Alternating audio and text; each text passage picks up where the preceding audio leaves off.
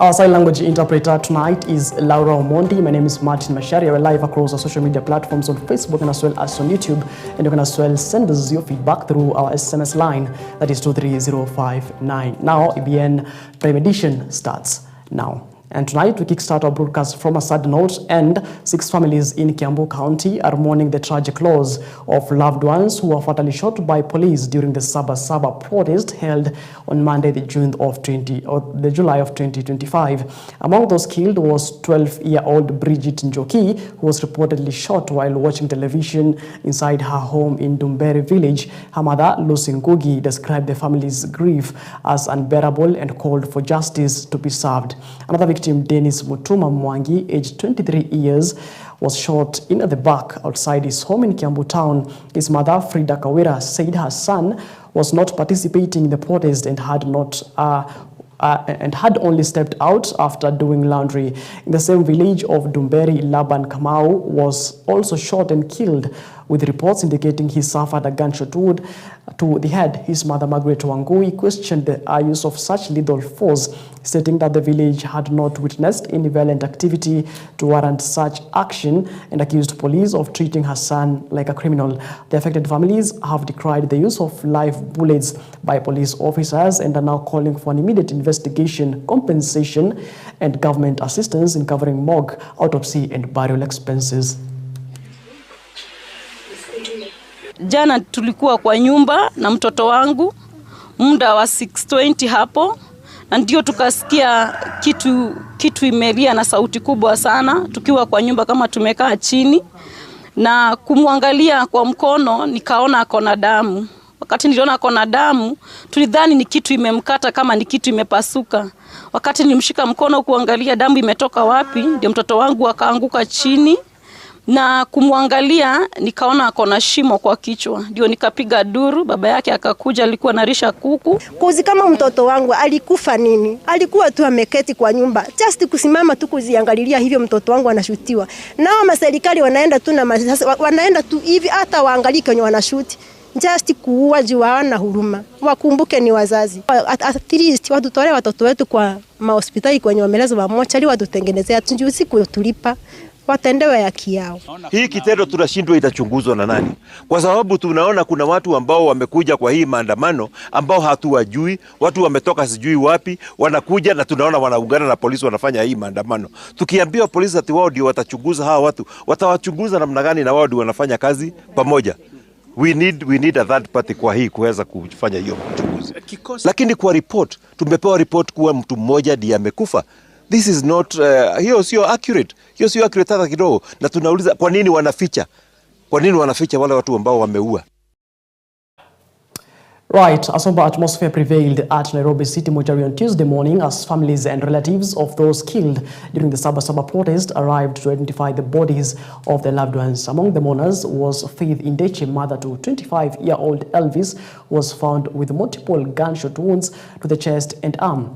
Overcome with grief, Faith broke down in tears, describing the family's state as one of deep shock and disbelief. Elvis, a casual laborer from the Kangemi informal settlement, leaves behind a widow and a 6-month-old child. The family is now appealing for support to facilitate an independent post-mortem examination to ensure justice is served. Human rights groups confirm that the 5 female bodies, or the male bodies, including that of young boy, remain at the mortuary following the violent demonstrations, which also left many others injured. Now, the affected families are urging the government to take swift action and guarantee accountability for those who lost their lives during the protest.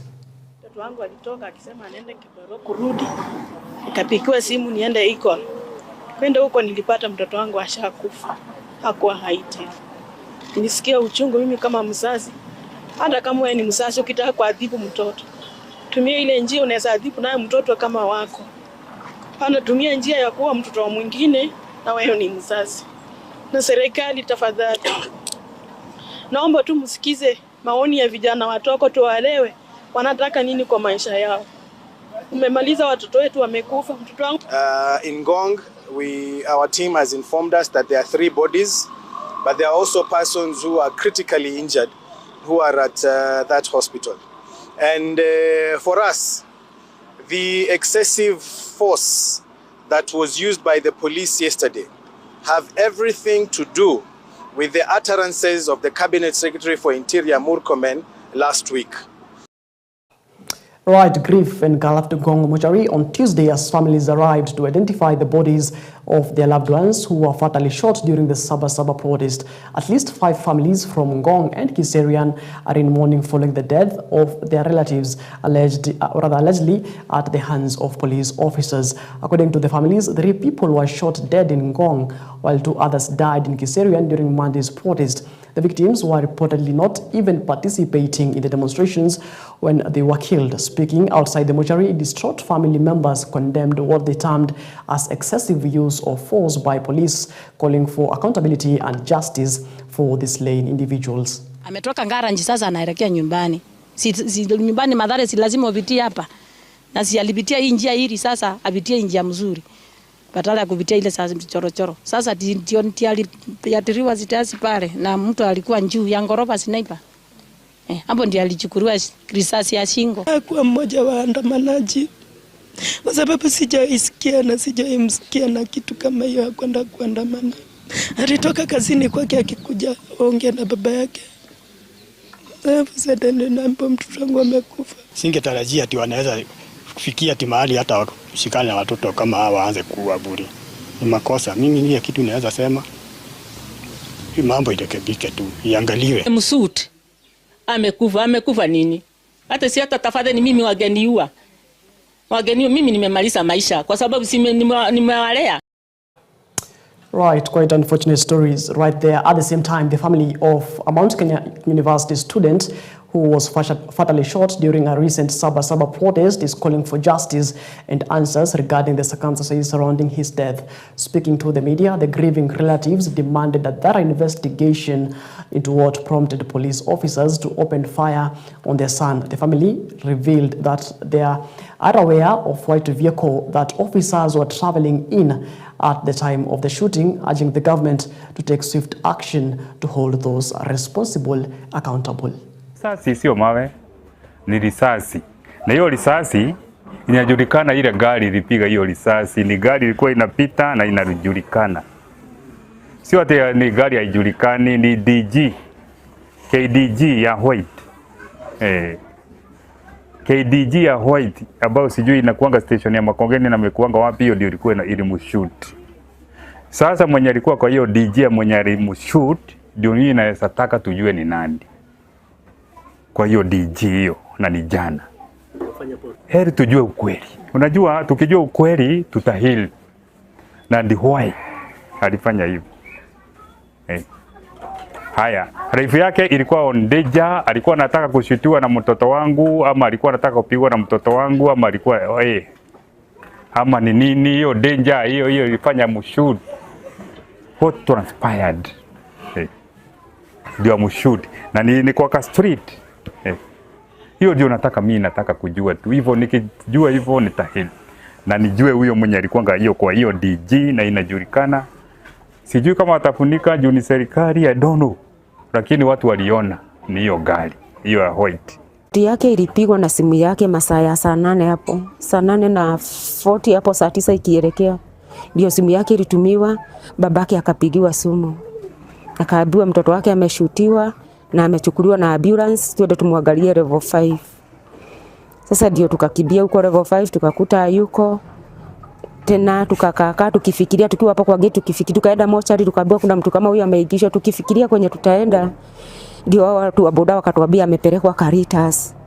Na sasa mwenye alikuwa anatumia simu alikuwa amepiga simu, babake akapiga tena akasikia iko mteja. Mimi nikapiga akashika. Akasema mtoto amechukuliwa na ambulance na hajui kwenye amepelekwa.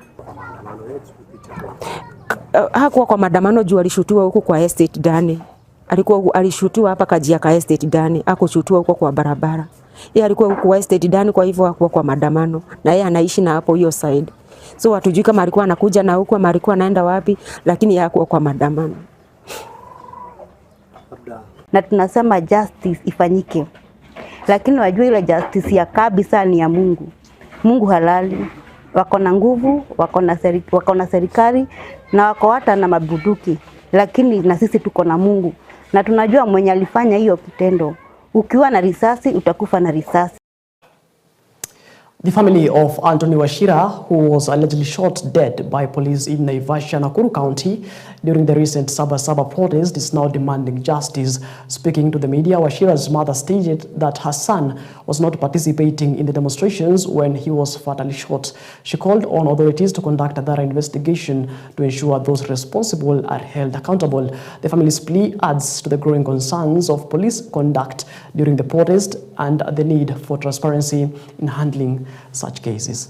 Mtoto anaitwa Anton Kariuki Wachira na mtoto alikuwa ameendea pesa. Mimi napeanaga managu kwenye niko, napeanaga inakuja, inapeanwa soko. Sasa alikuwa ameenda kuendea pesa. Akirudi ndio alipigwa risasi. Amemaliza form 4 lakini anasomea mambo ya wanyama pale DTI. Mimi sijapata ripoti kama hiyo. Nimeambiwa alikuwa anarudi nyumbani akiwa anatoka soko kuchukua pesa ya managu. Alipigwa maini, sasa hawajaweza kunini, wamemsaidia lakini hawajaweza. Mimi nilipigiwa simu usiku. Nikaambiwa mtoto ati kuna mtoto ako hosi. Sasa kuja asubuhi ndio tumepata mtoto amepasa. Alikuwa anatimbiwa kwa sababu alikuwa dieta. Asubuhi amepasa, asubuhi nasikia ni asubuhi. Ilikuwa tumekuja hapa Naivasha kuangalia ndugu yetu ambaye tulipata ripoti jana kupitia bibi yake hajarudi nyumbani masaa ya usiku. Baka asubuhi hakuwa ameonekana kwake nyumbani. Tunaishi kule upande wa Mayela, Ngodi. Sasa tukaamua tukuje tumuangalie. Tukaenda hospitali tukumpata, then tukaenda kwa mochari. Hapo ndipo tumemkuta na tukaconfirm ni yeye, na tukakuta alishutiwa upande wa mbele wa tumbo na bahati mbaya akafariki. Ndio. Inaonekana walikuwa katika maandamano upande wa Buffalo Mall.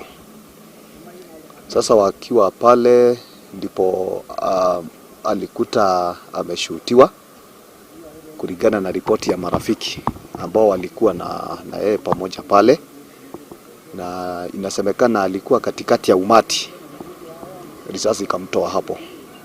Kazi alikuwa anafanya hapa jamaa, then akapigwa transfer akapelekwa Nakuru. Alikuwa amekuja juzi kuangalia familia yake ambaye amewacha watoto wawili na mke mmoja wake. Right, at the same time, there is a statement produced, or rather submitted to newsrooms by the Kenya National Commission on Human Rights, a press statement for immediate release on the 8th day of July 2025, which is today, and it says KNCHR update on the Saba 2025 demonstrations. It says the Commission is still actively monitoring and following up on all reports and incidences related to the 7th July 2025 Saba demonstrations across the country. Below is a general update of the human rights violations documented by the KNCHR, that is the Kenya National Commission on Human Rights, as of today, the 8th of July 2025 at 19 hours, that is 7 p.m. Now, deaths is 31, injuries 107, and forced disappearances, it is 2, arrests, that is 532, and destructions of property value still remains unknown. Now, the Commission says strongly condemns all human rights violations and urge accountability from all responsible parties, including police, civilians, and all other stakeholders.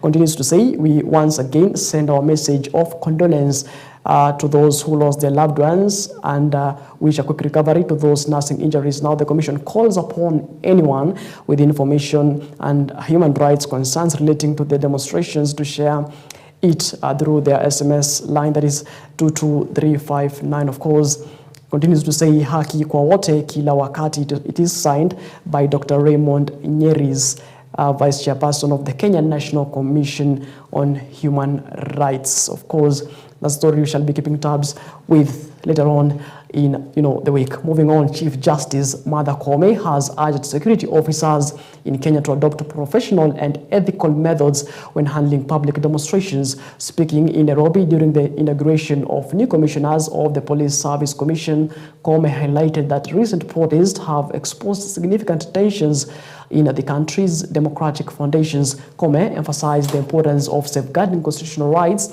affirming that peaceful protests are a fundamental constitutional right that must be respected. However, she warned against the acts of looting property, destruction, and violence that sometimes occur under the guise of protest, stating that such behavior is unacceptable. She called on police officers to exercise restraint and avoid excessive use of force, urging them to adhere to human rights standards when engaging with protesters.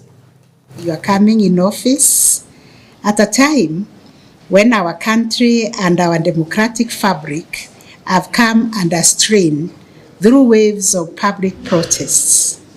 These moments have reminded us of the delicate balance that must be maintained between constitutional rights to peaceful assembly and protests and the imperative of people-centered professional policing. On one hand, members of the public must exercise their right to protest peacefully without carrying arms and without engaging in acts of destruction, looting, or vandalism of public infrastructure, such as government buildings, court infrastructure, and even private businesses. It's very painful for even a citizen to lose their property, which they have worked hard to put together. On the other hand, the police must respond with restraint, proportionality, and strict adherence to human rights standards, avoiding actions that could cause unnecessary harm or loss of life. It is also incumbent upon the police to distinguish between peaceful demonstrators and criminal elements, those who infiltrate protests to incite violence, and loot, and to apprehend and process such individuals through our justice system.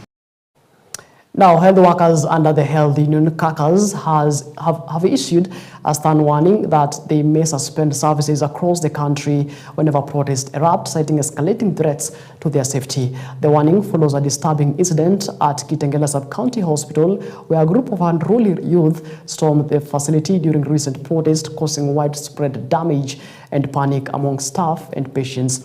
Union representatives expressed concern over the growing trend of healthcare institutions becoming targets during civil unrest, now warning that continued exposure to danger may force health professionals to withdraw services for their own safety. The healthcare workers took safety. They had to camouflage as patients, so they had to put on patients' gown. So that now at least they could not really get to know who are the health workers working here. And after that, now the police were informed and the administration took action. Kama wahudumu wa afya hatuko position yoyote, sisi tuko pale kutoa huduma ya afya, lakini tunapoadhiriwa ile sheria za kimataifa na hata za nchi zinatambua kwamba mimi lazima nihakikishe kwamba nina usalama wa kutosha kuendelea kupeana huduma ya afya, na inapokosekana sina budi kutoenda kazini, na basi hatutakuwepo kazini iwapo basi watatangaza mgomo mwingine ambao wanasema utakuwa peaceful, lakini una end up kukuwa violent na watu wanapoteza maisha. My members were medical laboratory officers were cross-matching blood for him because he had bled so much and he had to be transfused. As they were doing that, the goons attacked the lab first. There's a broken window there. You know, it's very insensible. It is detestable and very unfortunate that any Kenyan would want to harm the people that they are going to run to so that their life can be saved. We are blaming the government because we have called on them several times. Right, moving on, the United Nations High Commissioner for Human Rights, Volker Turk, has expressed deep regret over the death of demonstrators during Monday's Saba protest in Kenya and called for immediate and thorough investigations into the use of excessive force by security agencies. In a statement released on Tuesday, Turk emphasized that any alleged human rights violations must be fully addressed and that justice should be served for victims of unlawful killings and injuries. The UN Human Rights Office reiterated that under international human rights law, the use of intentional lethal force by law enforcement, including the use of firearms, must be strictly necessary and are only applied in situations where there is an imminent threat to life. Turk also conveyed the UN's willingness to support Kenyan authorities in navigating the current challenges, including offering technical assistance in investigations and promoting dialogue between stakeholders.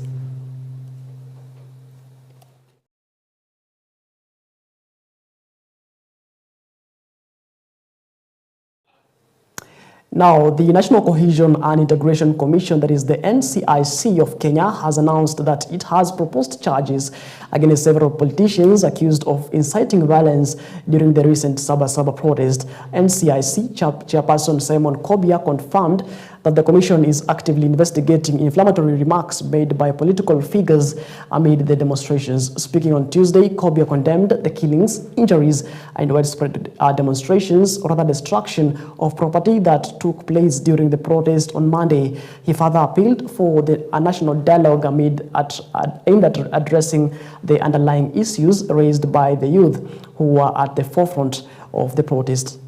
We as NCIC have followed very closely utterances by politicians, particularly those that amount to hate speech, to ethnic profiling, or incitement to violence.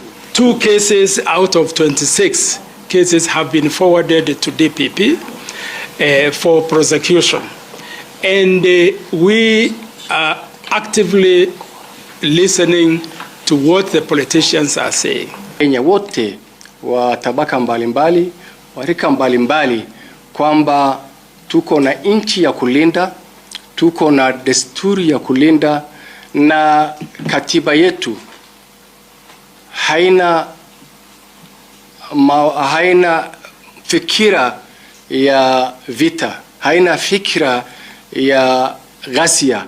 Katiba yenyewe ndio inatuambia kile ambacho tunafaa kufanya, na ni njia ya amani, ni njia ya kuongea, na njia ya kushauriana na kupendana juu ya meza. Now, the retired Chief Justice David Maraga has called on Kenyans to initiate a process of holding President William Ruto accountable, citing what he termed as gross violations of the Constitution. Although he did not outline a specific legal pathway, Maraga urged angry youth to decide the appropriate course of action in response to the current national crisis. In a public statement, Maraga acknowledged that while the Constitution shields a sitting president from prosecution, removal from office can only occur through a parliamentary impeachment or voluntary resignation. He praised the bravery of young demonstrators leading the recent protest, stating that they are voicing the frustrations of millions of Kenyans burdened by economic hardship, poor public services, and the loss of loved ones in protest-related violence. Maraga outlined a 4-point proposal emphasizing the accountability that accountability must extend beyond the presidency. He called for institutional responsibility, naming the police service, the Inspector General of Police, the Directorate of Criminal Investigation, that is the DCI, and the Independent Policing Oversight Authority, that is the IPOA, and the National Assembly as entities that must also answer for failing to uphold the law and protect citizens' rights. This is not an intergenerational conflict as hard as we wish to frame it. Neither is it an ethnic or a constitutional crisis requiring a referendum or yet another handshake. We must seek out common voices to guide us back to a path to constitutionalism, economic prosperity, and human dignity. This moment calls upon us to put aside political interests and pursue the Kenya of our most courageous dreams. It is with this in mind that I have reached out to several leaders and organizations to find a solution out of the institutional and leadership crisis we face today, with 4 absolute essentials. First, we must listen to the concerns of the young people who have paid a heavy price since last year. We cannot entertain yet again elite settlements and handshakes that do not fundamentally change the welfare of Kenyans.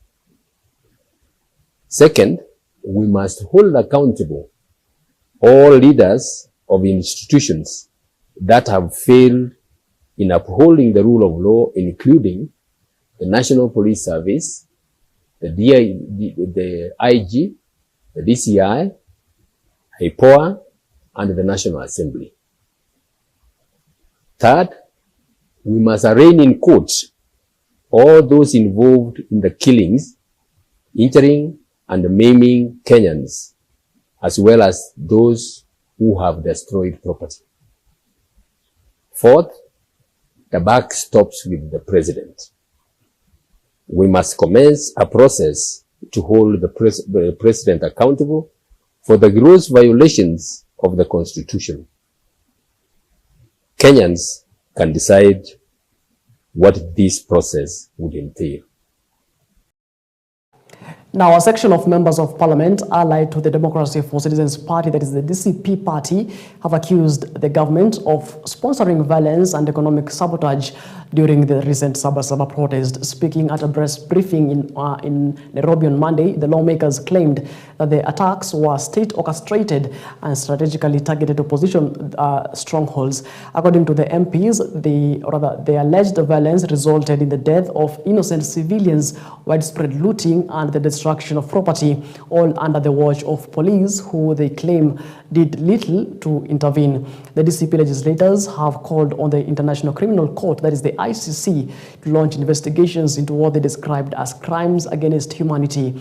They are also urging the international community to impose sanctions on the president, whom they hold personally responsible for the alleged abuses. Through members of parliament and sent to different zones where they were not known by the locals. These goons were deployed by the government past midnight, and then roadblocks were mounted by the police. In these instances, the police supervised their activities. They had clear instructions to damage specific properties owned by people from Mount Kenya region. As I condole with the bereaved and also empathize with those properties who are destructed, I want to tell President Ruto, this is not a war you can win unless you want to destroy this country. It is about the youth. It's about the young people who you went around promising heaven. And what you are doing now is digging deep so that they go under. It will not happen. Kenya National Human Rights was attacked. The goons can be seen vividly, lakini hakuna chochote kimefanyika. Na kwa sababu walikuwa wataje mambo ambayo yatafanyika siku inafuata, basi wakina mama walienda wakavurugwa pale. Pia tunasema ni wakati sasa ICC ichukue hatua, kwa sababu vile ambavyo Kenya inaendeshwa sasa hivi tutajikuta kwa shida kubwa kuliko vile inaonekana ilivyo. All right, moving on to the corridors of justice. Manyata Member of Parliament Gitonga Mokonji was arraigned in Kahawa Court on charges of incitement leading to violence during the recent Saba protest. The prosecution has also linked him to terrorism-related activities alongside Mokonji. Other suspects, including 2 leaders from the the Democracy for Citizens Party, that is the DCP, who were arrested for their alleged roles in the unrest on June 25th, were brought before the same court. Mokonji is expected to return to court tomorrow for further directions on the case. The proceedings are being closely monitored as they highlight the legal response to the unrest witnessed during the Saba demonstrations. Is to request a limitation of the rights to liberty. We are dealing with a member of parliament If you allow me to make this general statement, member for Manyata, the country is at a crossroads. The people of Manyata and Embu, not just to say the whole country, are watching clearly this political persecution. So it cannot be any other thing. We cannot call it by any other name other than this administration has chosen to carry out political persecution of its opponents.